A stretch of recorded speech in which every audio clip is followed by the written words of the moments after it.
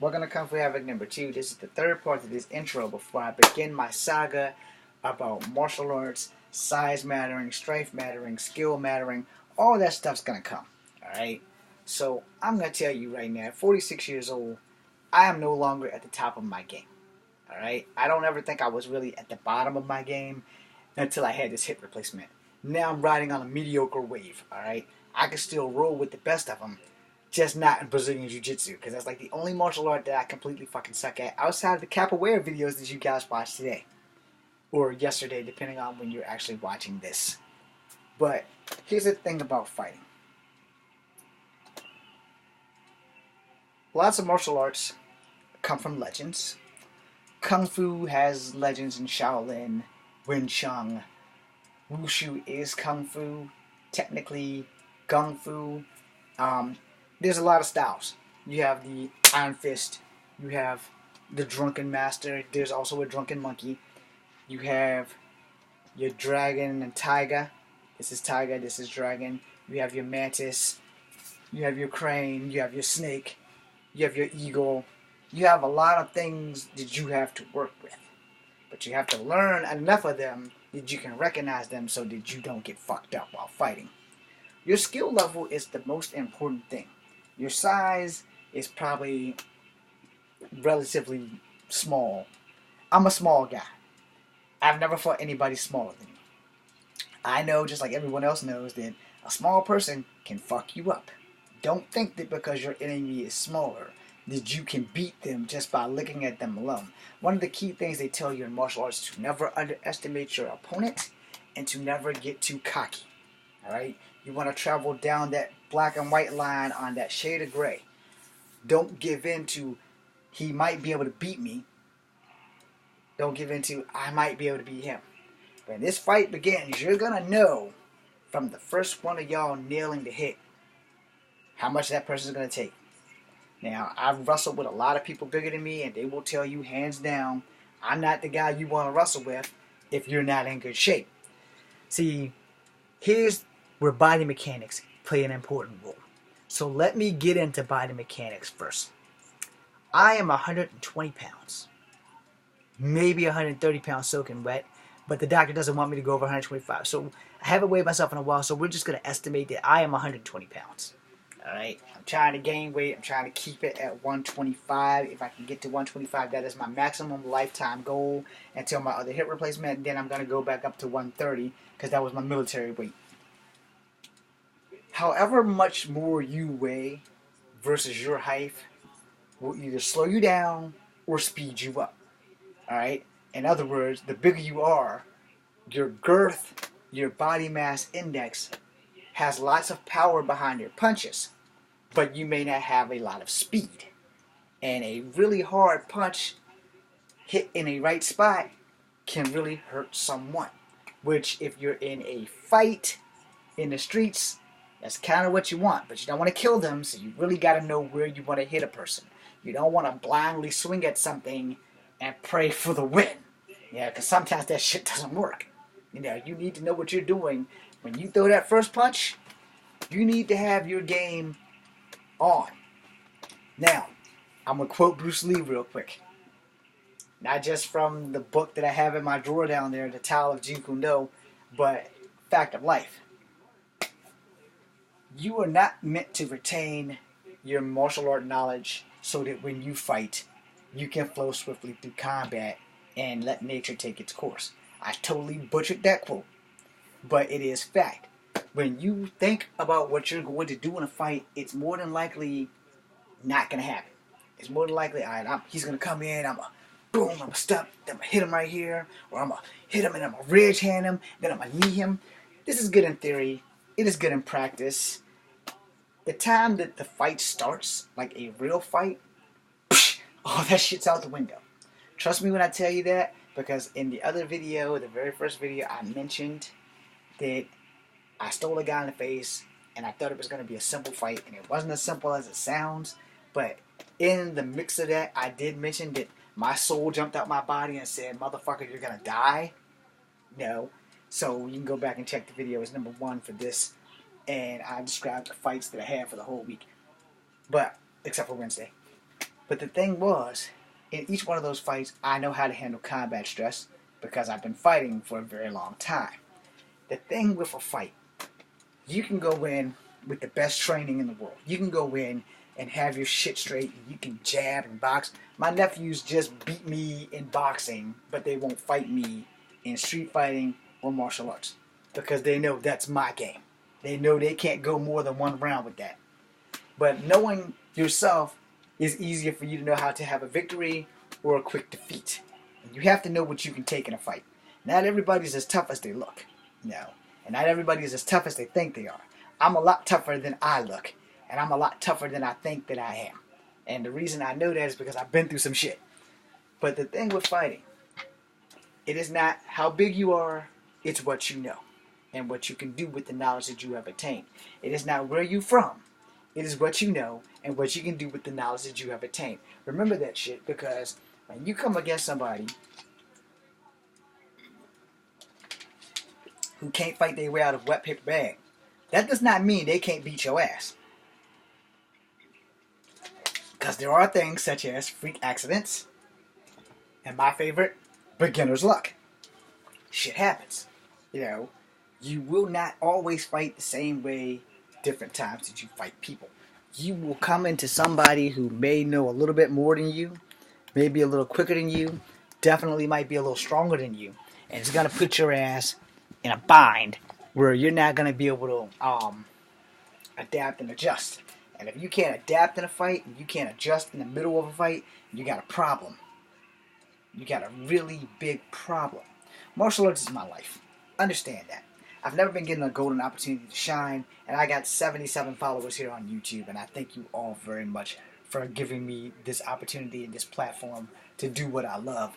Martial arts is something I can talk about forever, mostly because I've never been given a chance to show you what I can do versus talking about the shit that I've done. You know, when you talk about shit that you've done, sometimes it exaggerates up here, and sometimes it's a straight line. With me, you get more of a straight line than the exaggeration, which is why I took all of the details out of the fights, names, locations, and shit like that, because they're not fucking relevant anymore. But the point of the matter is, each one of my opponents have been bigger than me. And if I ever found them, and they were brave enough to be on here, they could tell you the same shit, you know. But I'm also not in the habit of embarrassing people, because there's no honor in going through the fact that I beat somebody up. There's no honor in that. I beat them up. I hurt them. It wasn't something that I should be proud of. But the street fighter in me says, hey, sorry about your damn luck.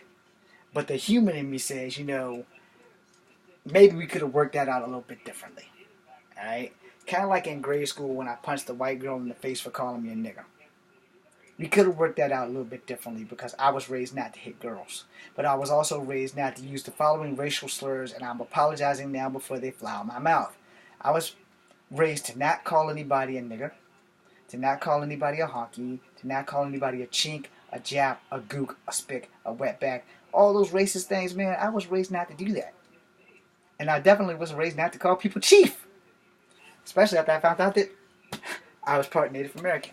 Now, the reason why I use those words in such a horrible-ass manner, and I apologize profusely for whoever I just offended with that, is that you can settle things a lot better by sitting down and talking than trying to beat the shit out of somebody with your fist, especially if you don't know how to fight.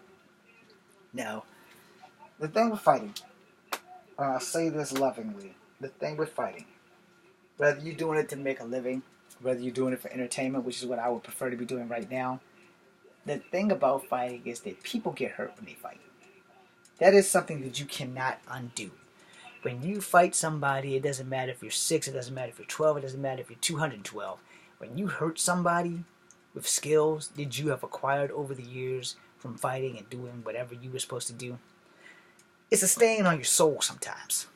And again, one of the kids that I had to fight, I have apologized to this young man so many times that he told me that if I apologized to him one more time that he would shoot me. So I haven't apologized to him anymore. And I'm leaving his name off. He knows who he is. And I thank him for forgiving me. But I will never forgive myself for that shit. Even though as a child, he and I both know we were forced into this shit. We didn't get an option. We were forced into fist fights. We were forced into street fights. And I wasn't the only one that had to go around the projects fighting other people's kids. That was just something that black people did. Don't ask me why. And apparently because there were no police presence, none of that shit was illegal. Or if it was illegal, nobody ever got caught. And in my 40s now, irrelevant. But I'm grateful. I'm grateful because it taught me that at 5'3", I can beat down the biggest of the biggest. Now here's the sad part about that. If you ever seen the movie Unleashed with Jet Li, be careful with what you create, because if you can't control the monster that you create, the monster will devastate you, which is basically the policy of what happened with them in Unleashed. If you haven't seen that movie, please go check it out. I'm not promoting that shit. I'm not promoting Jet Li. I'm just telling you that's a closer relation to some of the shit I went through as a 6-year-old child, where there was no ring. We were outside and it was, you're going to fight that motherfucker right there, or you're going to fight us. So let's see. Kids about 5 feet. I'm like 4'11". People making me fight. It's like 6'5". Let's do the math. Kin to them, they can whoop my ass. Don't know him. If I don't beat his ass, they gonna whoop my ass. So let's see. If I don't win, they gonna fuck me up. If I do win, they not gonna fuck me up. So what choice do I have? I cannot fight and get my ass beat, because that was an option. The third option. I can fight and lose and get my ass beat. Or I can fight and win and hopefully won't have to do this shit again. So that was kind of what it was. And those 3 options, or 4 options, kind of made me the person that I am until my dad put an end to that shit. Because my dad and my mom divorced when I was 6, which left me unprotected and made me into the street fighting asshat that I had become. There was no choice in the matter. Did homework, go in a fight. Did your homework? Yep, go in a fight. And there was no getting out of it. No, there was no, I don't want to do that, I can't do that. Nah, you go in and that's that. And I did this shit for 6 years. From the age of 6 to the age of 12. So, I'm pretty well rounded with my shit. You know? And most of the times, when people tell you stories like this, you chuck that shit off. You don't believe it. And that's fine. You don't have to. I don't care. I live the shit. You know? But I can tell you now, in all those fights in the 12 years of doing it, some of the kids were the same. But none of them was the same size as me. They were always bigger than me. Always. I've never fought anybody smaller than me. Ever. In my life, I've never fought anybody smaller than me. So does size matter? It does and it doesn't. If 2 guys are 6'2" and they're fighting each other, and one guy's 6'2", 190, the other guy's 6'2" and like 210, they're roughly the same. Then you got to worry about reach. This is where controlled environments come in, where you got on the gloves and you got on the elbows and the knee pads, and you're gonna go at it in an environment like UFC or MMA, and you're gonna do the thing. You're gonna fight for points and you're gonna fight for money. Most of us are fighting for the money. We don't give a flying fuck about points. So the first thing you're gonna do when you get in that ring is you're gonna try to knock that motherfucker out the box. You're gonna try to knock his goddamn block off. Which, sadly, on the other side of that fence, he's thinking the exact same thing. You're both nervous. You're both a little scared. You're both thinking, man, I got to beat this dude. And on the other side of that fence, he's thinking, I got to beat this dude, man. But both of these guys are equal in size. They're both 6'2". They're just not equal in weight. One's 210, one's $190. Alright? But they're both cut. The chances of the guy being 210 losing is slim. But they got the same reach. The chances of the guy that's 170 losing is slim. And this is where skill levels come in. So when you read the cards, you got the new guy. He's the guy that's 210. It's his first fight. Beginner's luck could do it in if he's going against the guy who's 170, and the guy who's 170 has had 10 fights, no losses. All of his fights by knockout. This guy that's new, he could be that 1 in 1,000 that knocks the guy who's never lost out.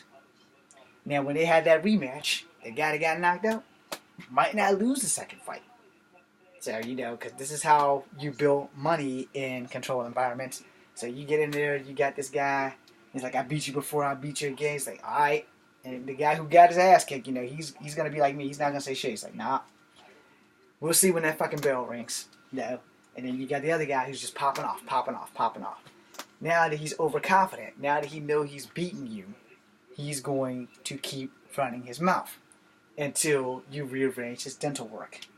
You see how this works? Because, you know, now that he's won one fight, he went on and fought, let's see, he went on and fought 6 more guys. So now he's 7-0, and you were 10-0, now you're 10-1. When the guy that comes in that's 7-0, still talking shit because he knows he's that one guy that whooped your ass when nobody else could do it. You went through 10 dudes before you met that bump in the road that took you off your throne. You're wanting revenge. This guy's cocky as fuck. It's a pretty good show that 9 times out of 10, the guy who beat you probably won't beat you again if you've been working on your shit. If you studied that fight and you know how you lost the fight, and you studied all his moves, you studied everything he comes in low before he takes a left. He comes in low before he takes a right. He comes in low, he fakes a left, and then he throws a jab with the right. If you've studied all of his moves, and you study exactly the thing that knocked your ass out, you're going to be ready for him. And that's the thing about fighting. No one on earth fights the same person the same way the second time around. You have either learned from that, or you will give into fear and you will lose again. And every fight, no matter what it is situational. And every fight is different. Does size matter? Skill matters. Size, I can speak for myself and myself only because I've only fought people bigger than me. Size don't matter to me. The bigger you are, the better it is for me because you're not going to think that I can knock you out. And as long as you underestimate me by looks alone, I got the fight in the bag, which is generally how I've won most of my fights. Because most people will look at me, you're 5 foot nothing, you're 100 and nothing. I got you. I'm going to play with you. I'm not even going to really fight you. I'm not going to give it my all. And my ass, on the other hand, is thinking totally different. I'm thinking, I can't let this motherfucker beat me. He think he gonna beat me. I can't let him beat me. Then I'm going to go into the corner and I'm going to pray like hell to God that my skill level's up to par. And if they ain't up to par, I'm going to make damn sure that if I lose, this asshole's going to remember me. And I'm going to buy for the rematch. Which goes back to my story about not getting my rematch with the guy who went to New York. You know, that guy went on to become an ISK champion. But can you really call himself a champion if you wouldn't fight the one guy for 7 damn days and then threaten the guy and not fight him? I don't know. But now in the shape that I'm in, he probably could take me because I don't have the hip anymore. Then again, underestimating your opponent, especially a wounded animal, can lead you to getting fucked up really bad. So I'm going to end this video. It's the last video I'm shooting for tonight. I don't know when it's going to be posted. But I want you guys to understand 2 clear things before I go. When I start talking about your skills, when I start talking about your size, when I start talking about all these factors that are factors in a fight, you need to pay attention. Your size is a factor in a fight. Doesn't mean you're going to win. Doesn't mean you're going to lose. Your skills is a factor in a fight, which will determine if you're going to win or if you're going to lose. Your ability to handle a loss or a win will determine how you go in your next fight when it's in a controlled environment. When you are in a street fight, when you lose, it definitely brings down your confidence a lot. You also know that you probably don't want to go back against that guy that beat your ass in the streets. That's a different ball game in a street fight than it is in a controlled environment. And the thing about a street fight is, you don't get weighed in. You don't. You get into the fight, you get out by fighting. It's just that simple. When you get into a fight in the streets, there's a different dichotomy versus getting into a fight in the ring. So before I go, about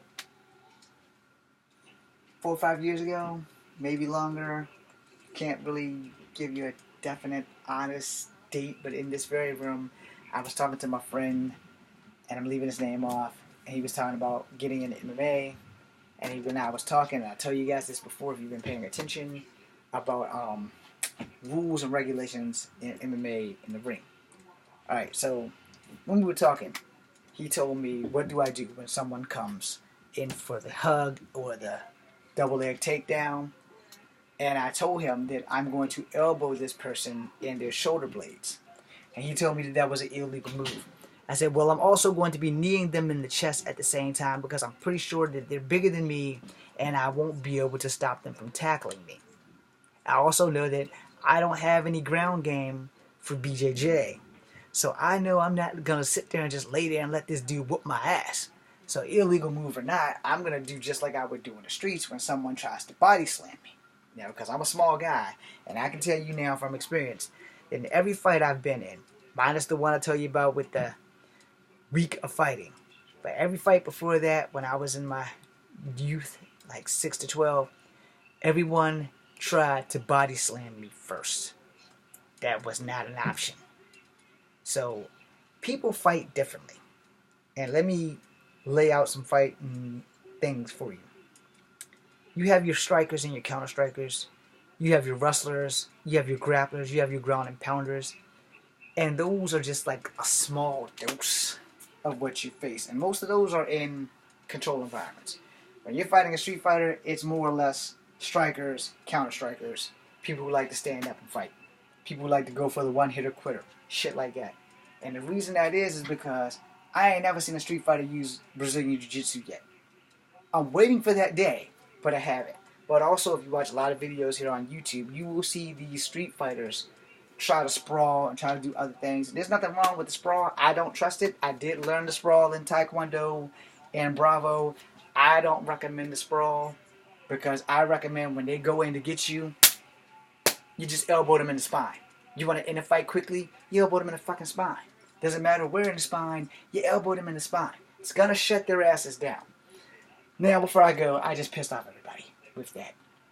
And they're going to say, do you have proof of elbowing someone in the spine? You ever been hit in the spine? Because if you haven't been hit in the spine, you can't say that it doesn't work. I have been hit in the spine. It hurts a fucking lot. But I got hit in the spine with something that wasn't a human body part. It was like a stick or something in a street fight. So yeah, you get hit in the spine. That shit hurts. But luckily, adrenaline is a powerful and beautiful thing.